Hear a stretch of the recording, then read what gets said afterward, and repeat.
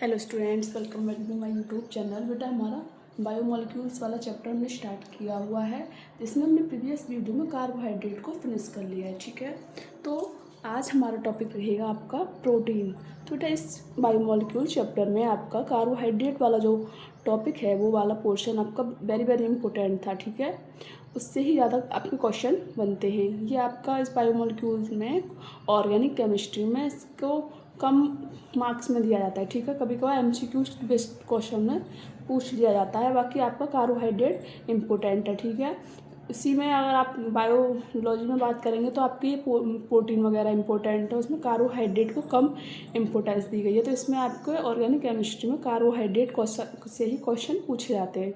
तो इसमें आपका थ्योरेटिकल और ये थ्योरेटिकल बेस्ड क्वेश्चन आते हैं। ठीक है, तो हम प्रोटीन वाला जो है हम स्टार्ट करते हैं। ठीक है, तो बताओ कौन कौन जाता है जिम।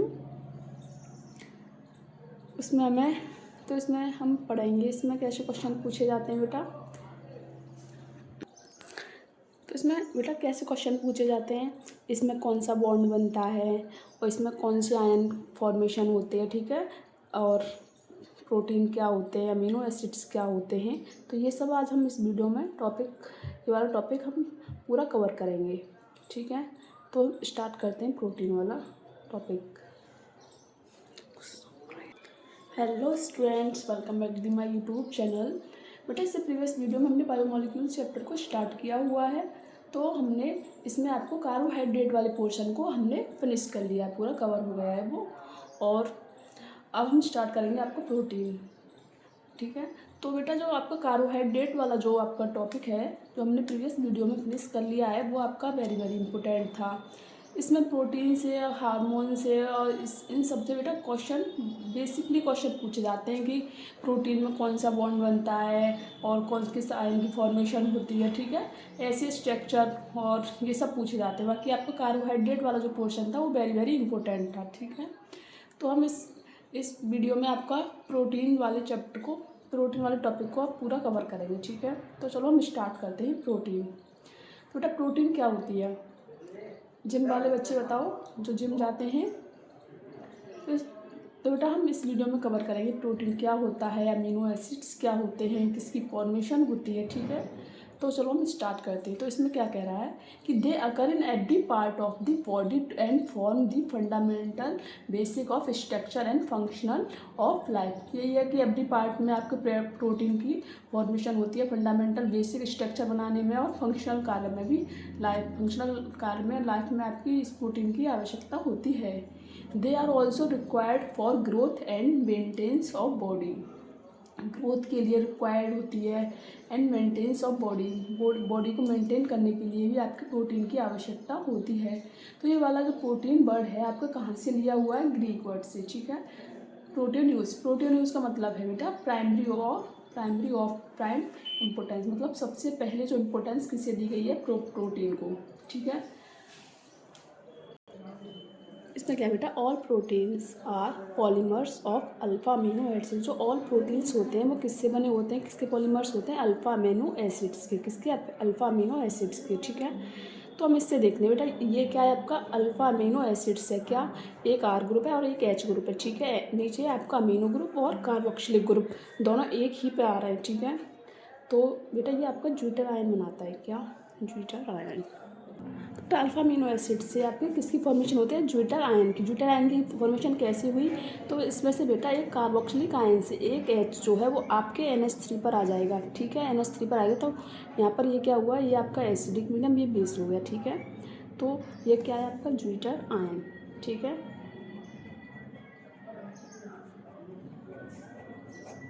तो बेटा अब हम बात कर लेते हैं क्लासिफिकेशन ऑफ अमीनो एसिड्स के बारे में। ठीक है, तो depending on the relative of amino and carboxylic group, alpha amino acid are classified as acidic, basic और न्यूट्रल। इसको हमने किस 3 टाइप्स में क्लासीफाई किया हुआ है, एसिडिक, बेसिक और न्यूट्रल। ठीक है, तो बेटा जहाँ पर मोर नंबर ऑफ अमीनो ग्रुप आते हैं वो क्या होता है आपका बेसिक, और जहाँ पर मोर कार्बोक्सिलिक ग्रुप आते हैं वो होता है आपका एसिडिक, और जहाँ पर इक्वल नंबर में कार्बोक्सिलिक एसिड और अमीनो ग्रुप्स आते हैं वो क्या होता है आपका न्यूट्रल। ठीक है, समझ में आएगा। अगर मोर नंबर ऑफ अमीनो ग्रुप आए तो basic, more number of carboxylic acid आए तो एसिडिक, और दोनों आए तो न्यूट्रल।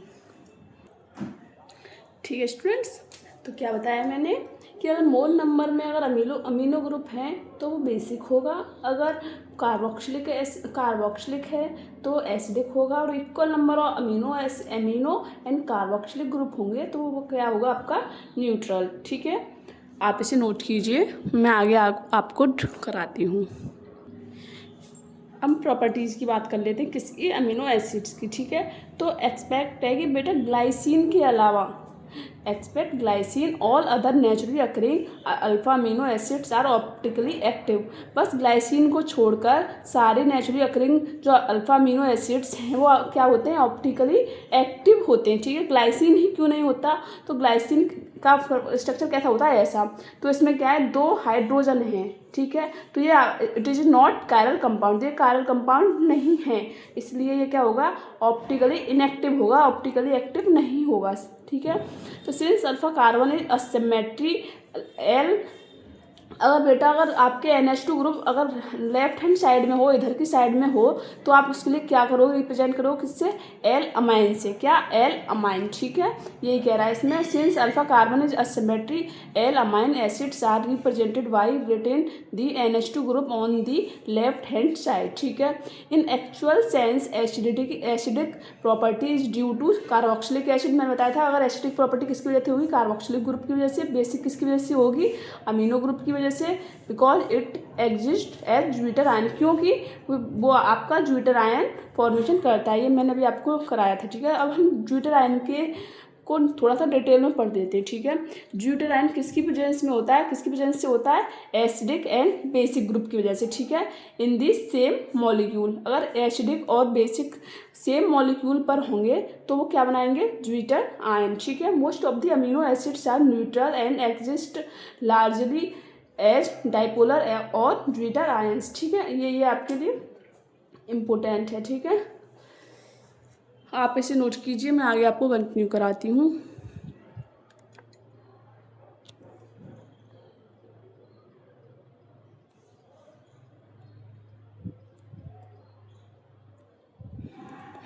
दिखाई नहीं दे रहा होगा आपको। ठीक है, हाँ, क्या क्या कह रहा है, अगर एसिडिक और बेसिक दोनों एक ही मॉलिक्यूल पर हों, सेम मॉलिक्यूल पर हों, तो क्या होता है, वो ज्विटर आयन बनाते हैं। ठीक है, वो न्यूट्रल हो जाता है, लार्ज अमाउंट में क्या होता है, न्यूट्रल। ठीक है, तो बेटा अब हम पढ़ लेते हैं पेप्टाइड लिंकेज के बारे में, क्या होती है उसमें प्रोटीन में कौन सी लिंकेज होती है, पेप्टाइड लिंकेज। ठीक है, कौन सी लिंकेज होती है आपकी, पेप्टाइड लिंकेज होती है।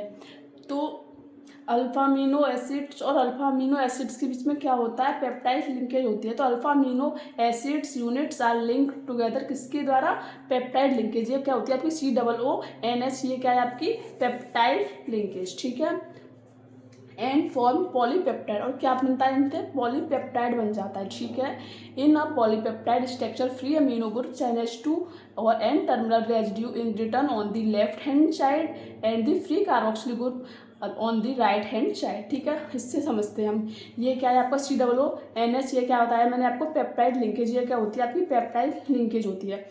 अगर बेटा आपका NH2 और CH पर क्या जुड़ा हो, CH3 जुड़ा हो, तो क्या होता है वो आपका एनिलीन। ठीक है, अगर इसी CH पर आपका अगर हाइड्रोजन बॉन्ड लग जाए तो वो क्या होता है, ग्लाइसिन। क्या हो जाता है वो, ग्लाइसिन। तो इसमें से बेटा हम क्या निकाल देते हैं, वाटर निकाल देंगे। यहाँ पे COOH है, ये कार्बोक्सिलिक एसिड किसकी साइड में, कार्बोक्सिलिक एसिड कहाँ है आपके, लेफ्ट हैंड साइड। कहाँ है carboxylic acid, left hand side. ठीक है, फ्री कार्बोक्सिलिक ग्रुप। ठीक है, और राइट हैंड साइड में क्या है आपकी चेन है। ठीक है, तो यहाँ से हमने क्या निकाला, कार्बोक्सिलिक एसिड में से और NH2 में से यहाँ से H2 निकाला, यहाँ से वो निकाला, तो यहाँ से आपके वाटर निकल गया।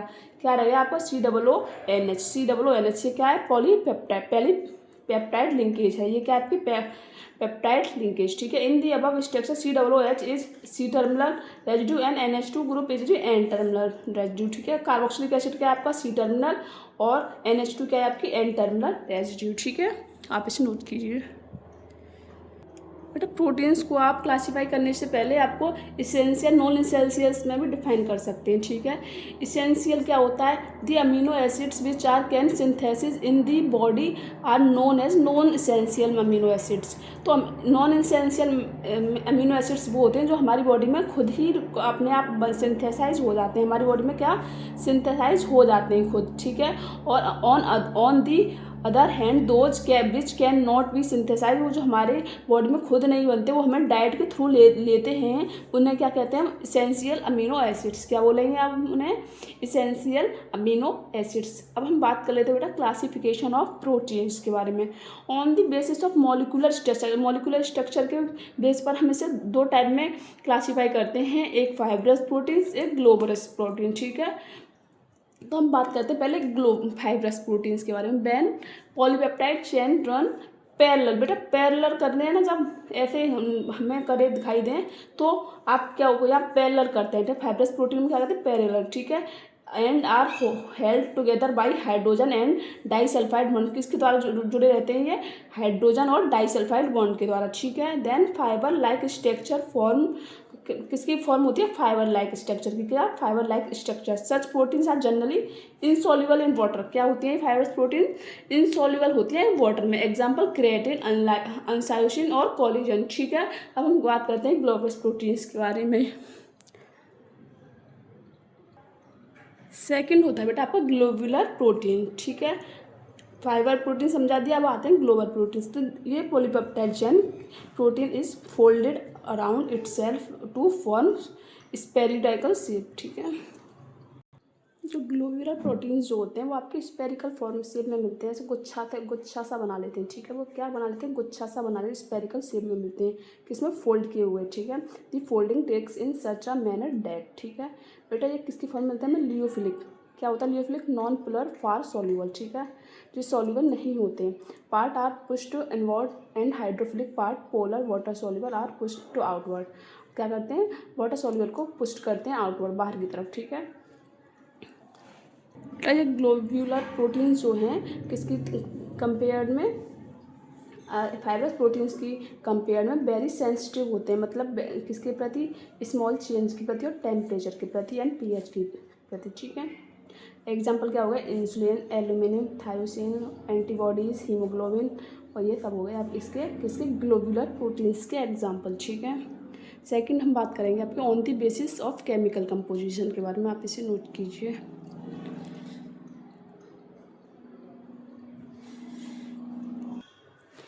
सेकंड हम बात कर लेते हैं बेटा आपकी केमिकल कंपोजिशन के बेसिस पर प्रोटीन्स के पार्ट को कितनी क्लासीफाई किया जाता है, सिंपल प्रोटीन्स में और कॉन्जुगेटेड प्रोटीन में, ठीक है। सिंपल प्रोटीन्स क्या होते हैं बेटा, ये हाइड्रोलाइसिस पर केवल अल्फा अमीनो एसिड्स देते हैं, क्या alpha amino, this proteins on hydrolysis give only alpha amino acids. Example albumin in the white portion of egg, जो एल्यूमिन होता है उसका जो अंडे का वाइट पोर्शन जो होता है ना वो, और ग्लूटेनिन इन व्हीट, गेहूँ का क्या ग्लूटेनिन, और कोएंजाइम इन राइस, राइस का क्या, राइस में क्या होता है कोएंजाइम, कोरिजेनिन, क्रेटिन हेयर, हेयर में क्या होता है क्रेटिन, नेल्स में क्या, नेल्स, हॉर्न्स, इटीसी, ठीक है।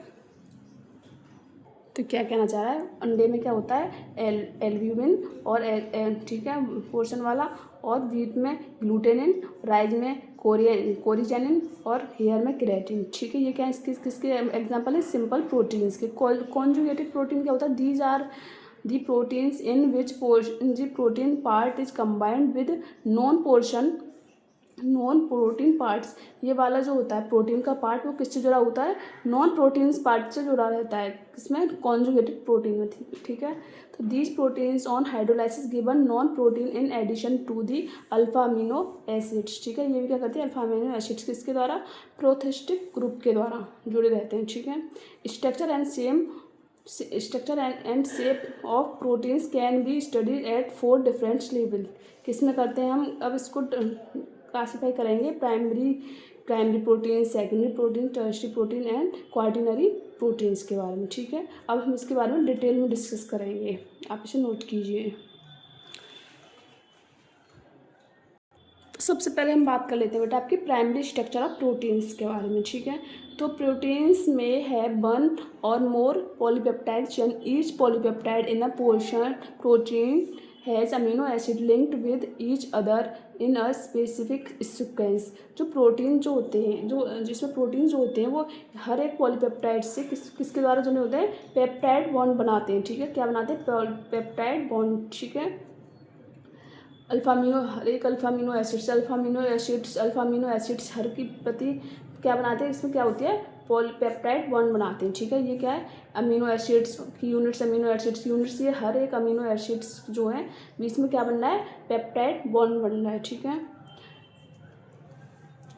प्रोटीन्स में है one or more polypeptide chains, each polypeptide in a proteins has amino acid linked with each other in a specific sequence, and its sequence of amino acids that it is said to be primary structure। इसे क्या बोलेंगे आप, primary structure बोलेंगे। And that protein any change in this primary structure the sequence of amino acid create different protein. अगर इसमें थोड़ा सा भी कोई डिफरेंट आता है तो वो डिफरेंट तरीक़ा से क्या बना देते हैं, प्रोटीन, डिफरेंट तरीके की प्रोटीन्स, अलग अलग प्रोटीन्स बनती जाती है। अगर आप इसमें थोड़ा सा भी सिक्वेंस में चेंज करोगे तो क्या हो जाएगा, उसमें प्रोटीन्स भी चेंज हो जाएगी, ठीक है। इसमें क्या है, क्या अल्फा अमीनो एसिड्स की यूनिट मिलकर, अल्फा अमीनो एसिड्स की यूनिट्स मिलकर क्या बना रहे हैं, प्राइमरी स्ट्रक्चर बना रहे हैं। इस बीच में क्या होता है, पेप्टाइड बॉन्ड होता है। इसमें आप याद रखोगे किसमें पेप्टाइड बॉन्ड होता है, कौन सा बॉन्ड, पेप्टाइड बॉन्ड, ठीक है। और इसका स्ट्रक्चर ऐसा होता है सीधा, ठीक है।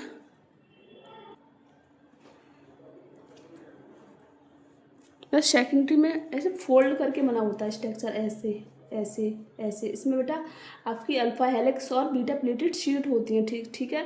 और इसमें हाइड्रोजन बॉन्डिंग भी होती है, इसमें क्या होती है, हाइड्रोजन बॉन्डिंग भी होती है, ठीक है। ये आपका टर्शरी का है, ठीक है। ये आपका कौन सा, सेकेंडरी का ये वाला है, ठीक है।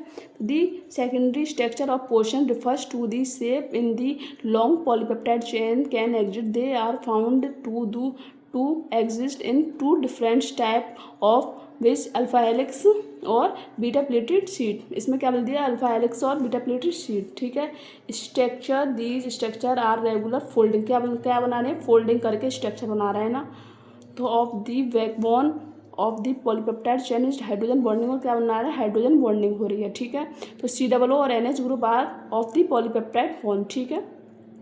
इसमें क्या बनना है, हाइड्रोजन बॉन्ड्स बनना है और हाइड्रोजन बॉन्डेड बन रही है, ठीक है। ये आप इसमें इंपॉर्टेंट है कि इसमें क्या होता है, हाइड्रोजन बॉन्डिंग होती है। और टर्सरी में बेटा इसमें हाइड्रोजन बॉन्ड और के साथ साथ क्या बनता है, डाइसल्फाइड लिंकेज भी होती है। टर्सरी में बस ये है कि अल्फा हेलिक्स भी हो रहा है, इसमें सब कुछ यही होता है, हाइड्रोजन बॉन्डिंग भी होती है।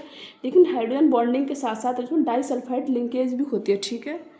तो और टर्सरी में बेटा सेकेंडरी और टर्सरी दोनों मिलकर बनाते हैं ये वाला स्ट्रक्चर, ठीक है।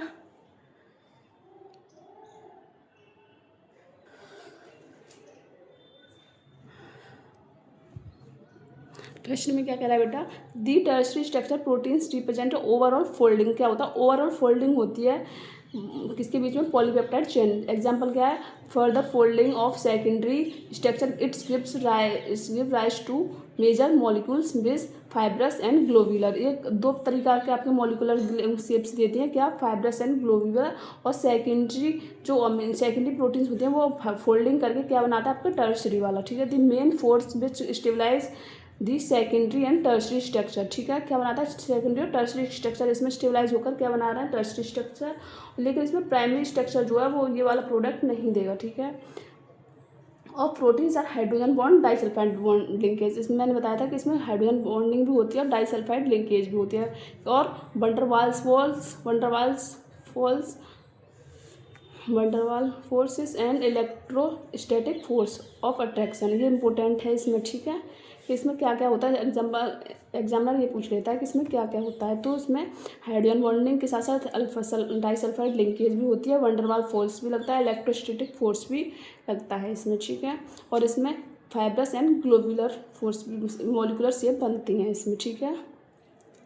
और क्वार्टिनरी में क्या होता है बेटा, इस पूरा ऐसे अरेंज हो जाता है, इसमें ऐसे पूरा इधर उधर हो जाता है, ठीक है। सम of the proteins are composed of two or more polypeptide chain refers as subunits. The special arrangement of these subunits which are respect to each other known as quaternary structure. क्या बन जाता है, पूरा एक गुच्छा सा बन जाता है, सबको मिलाकर क्या बन जाता है, ओवरऑल एक गुच्छा सा बन जाता है, तो उसे क्या बोलेंगे आप, क्वाटरनरी स्ट्रक्चर। ठीक है, इसमें आप ये याद रखना कि ये किसमें हाइड्रोजन बॉन्डिंग के साथ साथ में डाइसल्फाइड लिंकेज भी होती है, और इसमें वंडरवाल फोर्स भी चलता है, इलेक्ट्रोस्टैटिक फोर्स भी चलता है, किसमें, टर्सरी प्रोटीन्स में। ठीक है,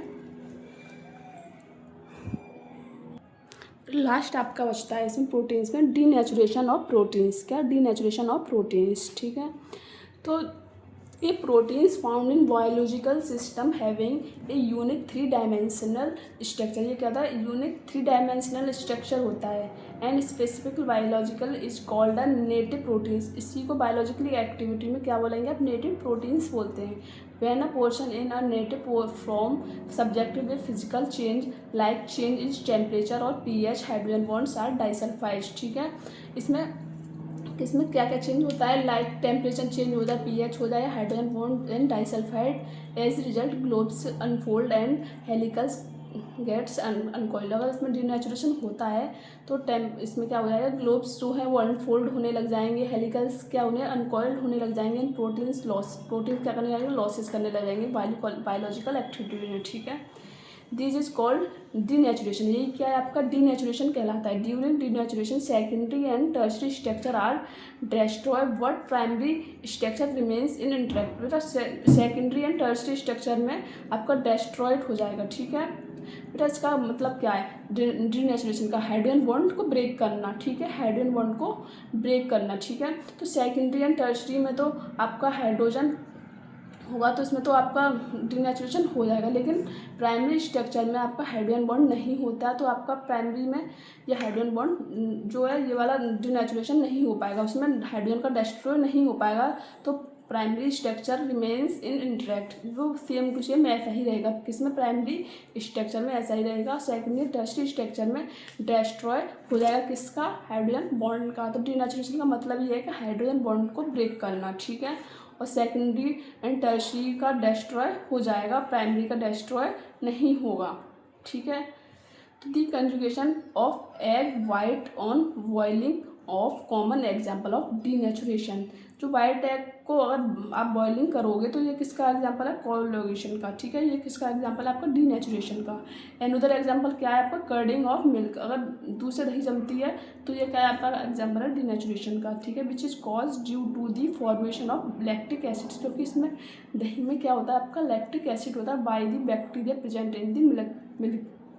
लैक्टिक एसिड जो है आपका बैक्टीरिया प्रेजेंट होता है किसमें, मिल्क में, इसलिए इसमें क्या हो जाता है, डीनेचुरेशन हो जाता है। ठीक है, ये था बेटा आपका डीनेचुरेशन ऑफ प्रोटीन्स। ठीक है, समझ में आया क्या, डीनेचुरेशन का मतलब ही होता है हाइड्रोजन बॉन्ड का ब्रेक होना।